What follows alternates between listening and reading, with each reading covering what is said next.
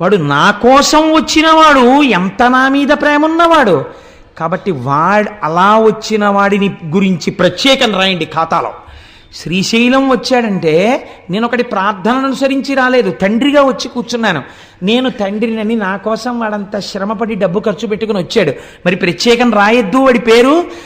గబుక్కుని చిత్రగుప్తుడి కంప్యూటర్లో ఏమైనా పొరపాట్లు పడిపోతాయేమో, నాన్న నువ్వే అక్కడ కూర్చో జాగ్రత్తగా రాయ్, వ్యాసుడు చెప్పేస్తుంటే నీ దంతాన్ని విరగ్గొట్టి ఏకదంతం శూర్పకర్ణం అని పేరు పెట్టుకుని అంత పెద్ద భారతాన్ని ఒక్క తప్పు లేకుండా రాశావు కదా.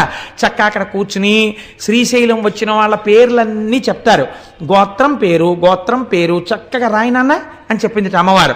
అమ్మవారు ఏం చెప్తే చేస్తారు. ఆ కొడుకులు ఇద్దరు మంచి కొడుకులు, విన్నారు కదా మన మూక పంచశతిలో. అదే మూకశంకరులు అడిగారు, నీకు ఎవరి మీద కావాలమ్మా నీ కారుణ్యం?